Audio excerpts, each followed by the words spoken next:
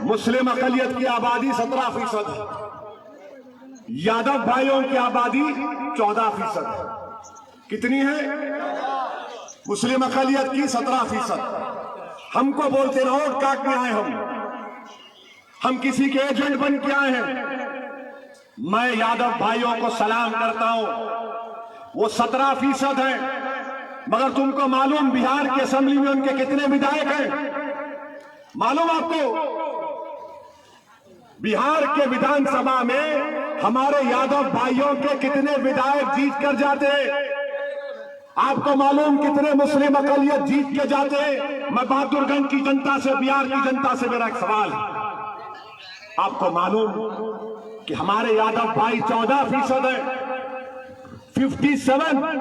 55 से ज्यादा उनके विधायक जीत कर जाते हैं। आबादी में हिस्सा 14%, मुस्लिम अकलियत 17%। बताओ तुम्हारे कितने विधायक जीत के जाते? बताओ। मैं तो एजेंट हूं ना, आप जवाब दो, कितने जीत के जाते? किसी को मालूम? आपको मालूम? किसी को मालूम? सुनो, सिर्फ 23 जीत कर गए। 17% है और 23 जीत कर जाते, हमको उंगली उठाते हैं, हमको उंगली उठाते हैं। अरे शर्म आनी चाहिए इन लोगों को। 17%, 23, 14%, 55 से ज्यादा। मैं क्या इनका गुलाम हूं? मुझे भी तो अपनी आबादी के बराबर हिस्सा मिलना चाहिए, नहीं मिलना चाहिए? हिस्सेदारी मिलनी चाहिए, नहीं मिलनी चाहिए? क्या हम क्या किराएदार करोड़ अदा करेंगे या मालिक बनेंगे? जब मालिक बनना है तो मालिक की तरह बिहेव करो। ये दिमागों से निकाल दो कि हम किसी की गुलामी करने नहीं आए हैं, ना हम पटना में बैठने वाले कुर्सियों से डरने वाले हैं। हम सिर्फ अल्लाह से डरने वाले हैं, हम किसी और से नहीं डरने वाले हैं।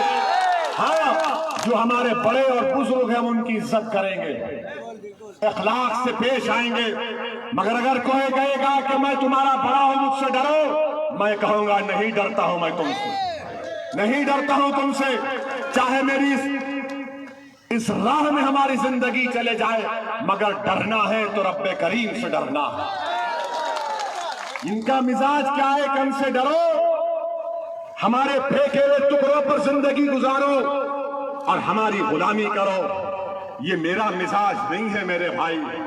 हाँ, गुलामी अगर करना है, इन गरीबों की करने तैयार हूं। और अगर मेरे गले में किसी के गुलामी का तोख है, जिसको मैं फख्र के साथ पहनता और पहनता रहूंगा जब तक जिंदगी वफा करती रहेगी, मैं मोहम्मद मुस्तफा सल्लल्लाहु अलैहि वसल्लम के गुलामों का गुलाम। मेरे अजीज दोस्तों और बुजुर्गों, ये मिजाज आपको देने आए। क्या हम हमारे यादव भाइयों की तरह 50 MLA नहीं जीता सकते? नहीं जिता सकते? जिता सकते हो, नहीं जिता सकते?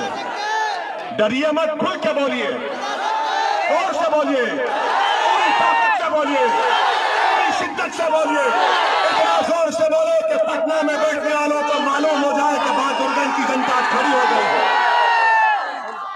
ये मिजाज आपको पैदा करना है। खामोश रहकर आंखों में आंसू लाके रोने से कोई सुनने वाला नहीं है। अब आंख में आंसू नहीं आएंगे। जो हमारी वोट की चोरी की, उनको रुलाने का टाइम आया है और यहां से बहादुरगंज की जनता आगाज करेगी। मेरे अजीज दोस्तों और बुजुर्गों, फिर कहते हैं बीजेपी के इशारे पर ओवैसी आता है। याद रखो जालिमों, दुनिया में कोई ऐसा दौलतमंद नहीं है जो ओवैसी को खरीद सके। दुनिया में कोई ऐसा दौलतमंद नहीं है, क्योंकि मैं तो बिक चुका हूं, मैं तो बिक चुका हूं जन्नत के वक्त में। तू क्या खरीदेगा मुझे?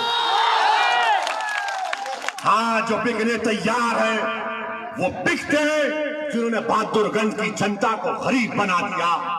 वो बिकाऊ है जिन्होंने यहां पर डिग्री कॉलेज कायम नहीं किया। वो बिकाऊ है जिन्होंने बहादुरगंज के किसानों का साथ नहीं दिया। वो बिकाऊ है जिन्होंने बच्चों को शिक्षा से महरूम कर दिया। वो बिकते हैं जिन्होंने बहादुरगंज में अस्पताल का इंतजाम नहीं किया।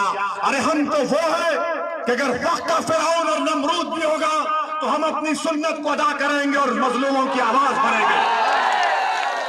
आज हमसे कहते हैं मेरे अजीज दोस्तों और बुजुर्गों, यकीनन बीजेपी को हराएंगे इंशाअल्लाह ताला। तुम हराए कांग्रेसियों बीजेपी को। हमको फिरका परस्त कहते हैं कि ओवैसी जहां पर जाता है नफरत फैलाता है। बताओ मैंने अब तक जो कुछ बयान किया उसमें नफरत फैलाया या तुम्हारे हौसलों को बढ़ाया? नहीं, बताइए, खुल के बताइए मैं क्या नफरत फैलाया हूं?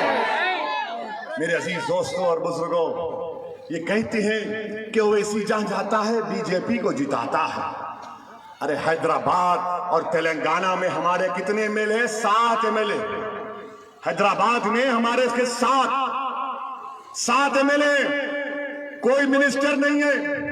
मगर जब हैदराबाद में बाढ़ आई, 48 घंटे के अंदर जो 17 लोगों की मौत हुई, 48 घंटे के अंदर मरने वालों के एक एक परिवार को 5-5 लाख रुपए का चेक हम दिला दिए।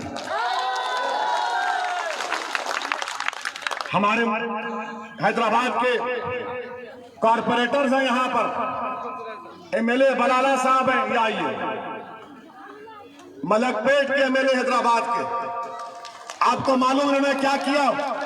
इनके क्षेत्र में विधानसभा में पानी आया तो इन्होंने अपनी एक विधानसभा में जिस घर में पानी आया था कितना मुआवजा दिलाया मालूम आपको? 16 करोड़ रुपए, 16 करोड़ रुपए दिलाए। और यहां का विधायक नहीं, वैसी बीजेपी का एजेंट। अरे तू क्या, तेरी जमात क्या, जूती पे रखते हैं तुझे। गरीबों को मुआवजा नहीं दिलाते। 16 करोड़ रुपए हम जाने के बाद इनको रोक के पूछ लीजिए। 16 करोड़ रुपए खाली एक विधानसभा में। जिसके घर में पानी आया बोले 10,000 कैश ला कर दिए गवर्नमेंट। हम जाकर 7 एमएलए हमारे चीफ मिनिस्टर को बोले कि करना है। चीफ मिनिस्टर ने कहा बिल्कुल करूंगा। 24 घंटे में ऐलान हुआ और पैसे देना शुरू कर दिए। ये ताकत होती है, ये ताकत होती है। मिनिस्टर बनना ताकत नहीं है, गरीबों का हक दिलाना ये ताकत है। तौसीफ साहब, तुम मिनिस्टर तो नहीं बनोगे इंशाअल्लाह ताला।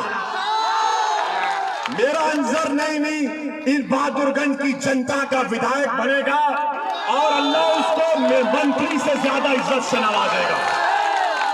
वो जब पटना को जाएगा तो पटना की विधानसभा में जो भी मुख्यमंत्री होगा उसकी आंख में आंख डालकर अपनी गर्दन को सीधा करके कहेगा कि सीमांचल जिंदाबाद, बहादुरगंज की जनता जिंदाबाद। ये काम हमको करना है। ये कांग्रेसी हम पे इल्जाम लगाते। बताओ, बिहार में 40 लोकसभा की सीटें, कितनों पर तुम और राजद जीते? कितने जीते? एक किशनगंज से जीता। वो भी क्यों जीता? हमारी वजह से। अगर हम 3 लाख वोट नहीं लेते, 3,25,000 जेडीयू लिया, 3.5 लाख कांग्रेस लिया, अगर हम नहीं लड़ते तो वो 3 लाख 2 लाख से जीत जाता। अरे हम लड़े तो जीते ना। मगर अब विधानसभा का इलेक्शन है। अब आपको 7 तारीख के दिन अपना एक वोट अंजर नियामी के हक में देना है। जो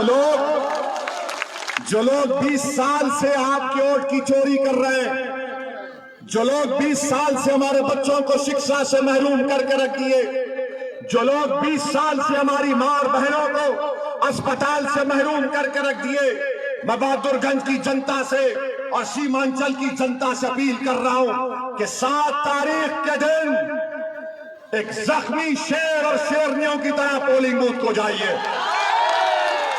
ये लोग 20 साल तक हमारा शिकार करते रहे। जब शेर जख्मी हो जाता है तो बड़े से बड़ा शिकारी जंगल छोड़ के भाग जाता है। अब आप एक जख्मी शेर की तरह पोलिंग बूथ में जाना है और जहां पर पतंग छाप का निशान दिखेगा, ये सोच कर डालो, डर की बुनियाद पर नहीं, उम्मीद की बुनियाद पर, डर की बुनियाद पर नहीं, मोहब्बत की बुनियाद पर। और एक उम्मीद और मोहब्बत की बुनियाद पर पतन छाप पर बटन लगाइए। और मेरी मां और बहनों से अपील कर रहा हूं, बुजुर्गों से अपील कर रहा हूं कि आप अपना वोट नहीं डाल रहे हैं, सिर्फ आप अपनी औलाद के मुस्तकबिल का भी वोट डाल रहे हैं।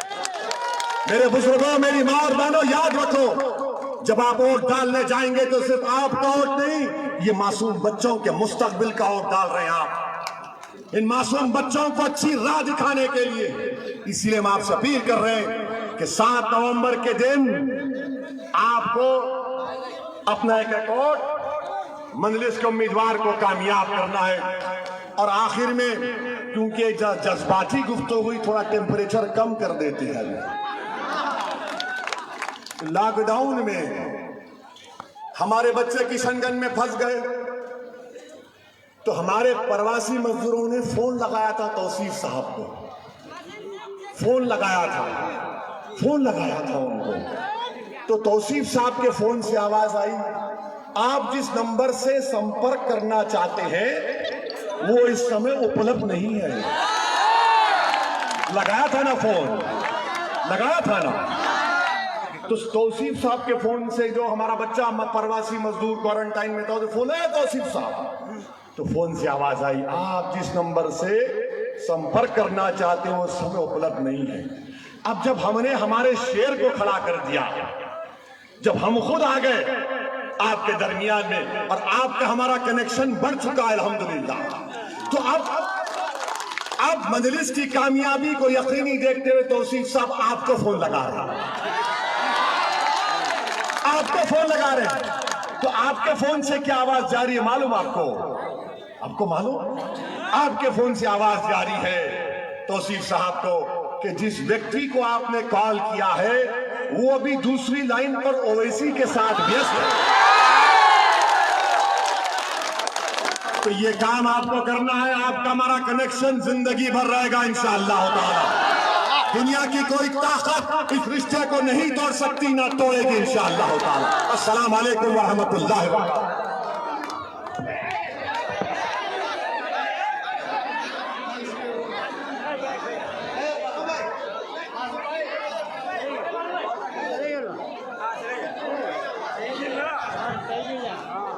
हजरात, आप लोग रुक कर जाए, क्योंकि हमारे जो बहादुरगंज विधानसभा के जो एमएलए है जनाब अंजार नईमी साहब, वो अपनी बातों को रखेंगे, इसलिए सभी लोग रुक कर जाए।